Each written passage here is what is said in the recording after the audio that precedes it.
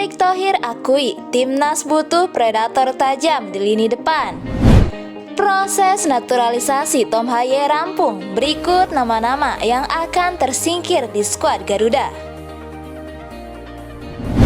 Sebelum lanjut ke pembahasan, mari kita sama-sama dukung channel ini dengan cara like, subscribe, dan aktifkan tanda loncengnya, biar kamu tidak ketinggalan update terbaru dari channel ini.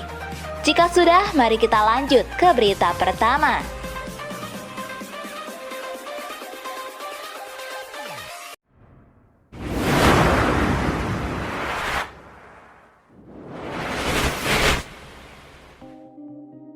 Erick Thohir akui timnas butuh striker tajam.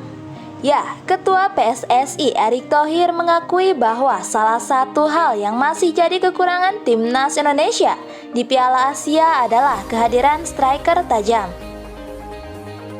Stok striker yang dibawa timnas Indonesia ke Piala Asia adalah Ramadan Sananta, Rafael Struijk, dan Hoki Caraka. Dari tiga nama itu, Rafael Struijk selalu jadi pilihan utama. Timnas Indonesia mencetak total 3 gol di Piala Asia. Namun, gol-gol skuad Garuda berasal dari pemain yang bukan berposisi sebagai striker. Selain itu, Erick Thohir juga memberikan penilaian terhadap performa skuad Garuda terhadap tiap laga yang dijalani selama Piala Asia berlangsung. Erick mengatakan saat tim Garuda melawan timnas Vietnam sangat bagus, tetapi saat melawan timnas Irak banyak kekurangan di defense atau dalam pertahanan.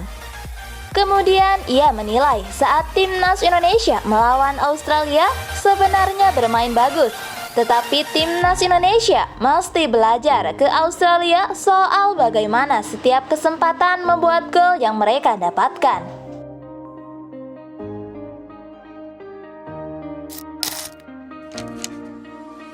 Proses naturalisasi tuntas. Nama-nama ini terancam dicoret Sintayong. Ya, pengamat dan komentator sepak bola Roni Pangemanan angkat bicara soal komposisi skuad timnas Indonesia pada lanjutan kualifikasi Piala Dunia 2026. Menurut pria yang karib disapa Ropan ini, kemungkinan besar akan ada perubahan komposisi pemain dibandingkan dengan komposisi pada Piala Asia 2023 lalu. Menurut Ropan, ada sejumlah alasan di balik prediksinya tersebut. Salah satunya adalah jumlah pemain yang lebih sedikit pada ajang kualifikasi Piala Dunia 2026 mendatang. Jika pada Piala Asia, timnas Indonesia berkekuatan 26 pemain, pada kualifikasi Piala Dunia, kemungkinan skuad Garuda hanya diperkuat 23 pemain. Selain itu, ada hal lain yang membuat akan ada perubahan di komposisi timnas Indonesia. Hal tersebut adalah kedatangan pemain-pemain diaspora jika proses naturalisasi mereka tuntas. Salah satu pemain yang juga diharapkan lekas tuntas proses naturalisasinya adalah Tom Haye. Ia diharapkan mampu segera bergabung dengan skuad Garuda dan menjadi dinamo di ruang mesin tim tersebut. Kedatangan para pemain ini menurut Ropan akan menggeser pemain-pemain yang menempati posisi tersebut sebelumnya. Ini belum menghitung jika proses naturalisasi Sirus Margono juga tuntas dan ia ikut dipanggil ke timnas Indonesia.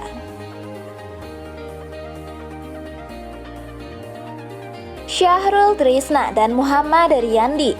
Ya, nama Syahrul Trisna kemungkinan besar akan kehilangan tempat di skuad Garuda pada kualifikasi Piala Dunia 2023. Posisinya di bawah Mister Timnas Indonesia kemungkinan besar akan digantikan Martin Paes.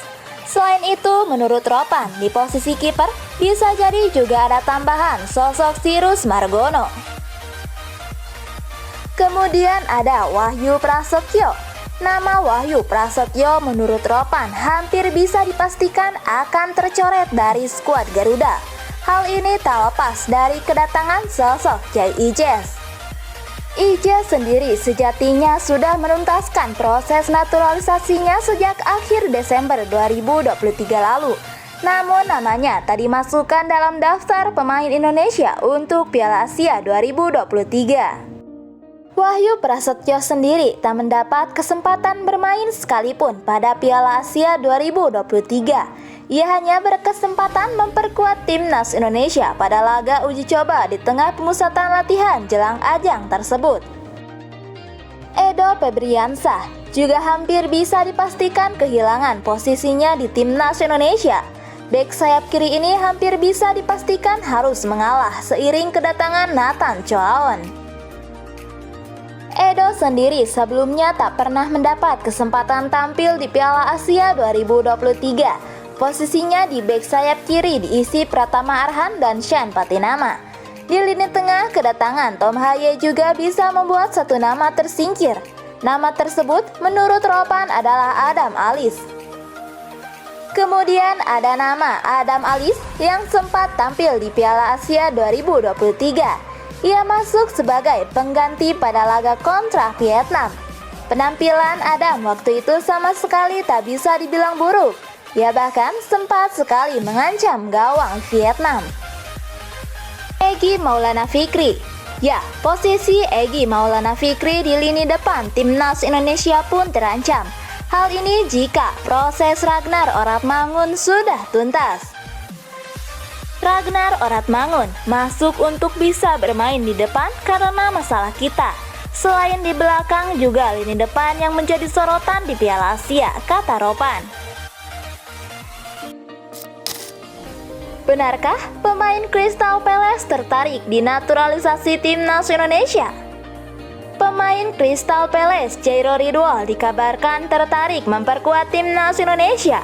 Hal itu diketahui dalam unggahan yang dikeluarkan akun Instagram @pemainketurunan.id. Akun ini membagikan percakapannya dengan Jairo Ridwal. Dalam percakapan tersebut, Jairo Ridwal ditanya apakah tertarik membela timnas Indonesia. Secara singkat, Jairo Ridwal menjawab iya. Ketika ditanya apakah pernah dihubungi PSSI sebelumnya, pesepak bola 27 tahun itu mengatakan waktu yang akan berbicara. Selalu mungkin memperkuat timnas Indonesia, waktu yang akan berbicara, tulis Jairo Ridwal di akun Instagramnya @ridwal dalam screen capture yang ditampilkan akun Instagram @pemainketurunan.id. Meski begitu, diambil atau tidaknya Jairo Ridwal tergantung pada pelatih timnas Indonesia Sintayong. Menurut PSSI, mereka akan memproses naturalisasi pemain keturunan atas rekomendasi pelatih Sintayong.